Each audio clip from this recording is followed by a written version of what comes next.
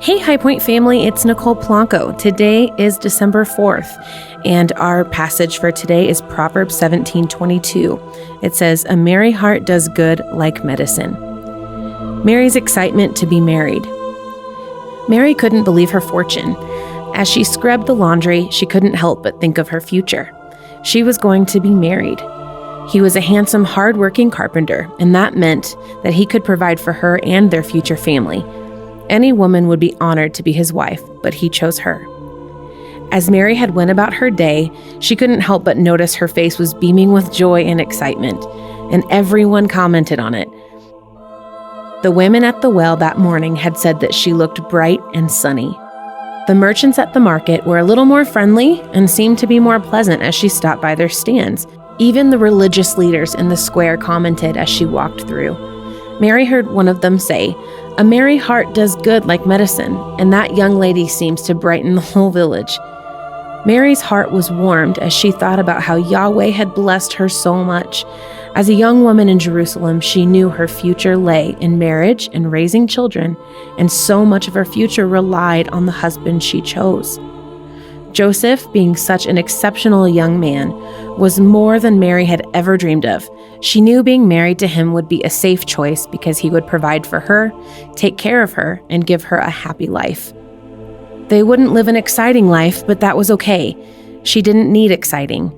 Mary looked down at the clothes that she had been washing. Someday soon, she would be washing his clothes, Joseph's clothes, her husband's clothes. Again, she was filled with excitement.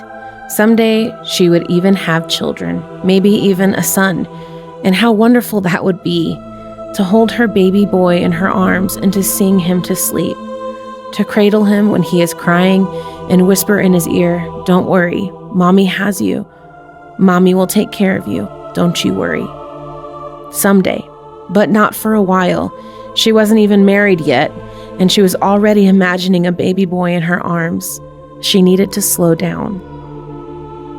Suddenly, Mary thought of her cousin Elizabeth, who had never been able to have children. Would that be her fate as well? Immediately, she remembered the stories of Sarah, Rebecca, and Rachel and was comforted. Yahweh moved in mysterious ways, and even in barrenness, he performed miracles. Mary sighed and sat back to rest from her laundry. So many emotions, so many questions, and so many unknowns. What she knew was that she was going to marry a wonderful man, and they would have a happy life together. Maybe Yahweh will bless them with children, even a son. Maybe she will live her life barren, serving her husband. But either way, Yahweh would provide. The words of the religious leaders in the square rushed back to her. A merry heart goes like medicine. She would have a merry heart in the season of her life, no matter what came and how wonderful or challenging it was. She would bring joy to those around her to the best of her ability. I don't know about you, but when I go Christmas shopping or driving during the Christmas season and look at people, I do not see the jolly, happy faces that you would expect during this Christmas season. At best, I see faces that are stressed, worn out, and even frantic. At worst, I see faces that look like they want to hurt me for nothing more than smiling at them. Where is the merriment of Christmas? I get it though. Christmas can be stressful. Buying presents, planning get-togethers, decorating the house, and putting up the tree is hard work and can be so exhausting.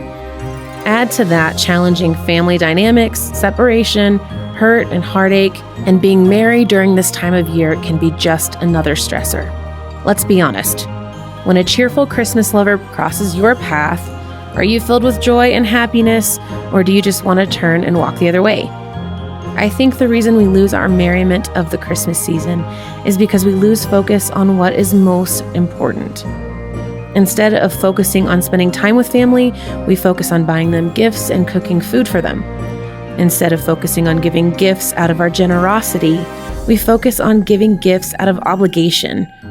Instead of focusing on a Savior in a manger, we focus on a season of busyness. And today, I want to challenge you to follow the words in Proverbs and be a merry heart, not out of obligation, but because the Savior who was born in the arms of a young woman is alive today and brings us life, hope, and joy no matter what is happening in our world or in our lives.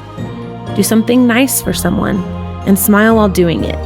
Buy someone's coffee, pay for their groceries, call them on the phone, knock on their door, or just let someone cut in front of you on the road. They're going to do it anyway, and your response won't change their day at all. But if you are merry and allow them to cut you off, then it may just change your day.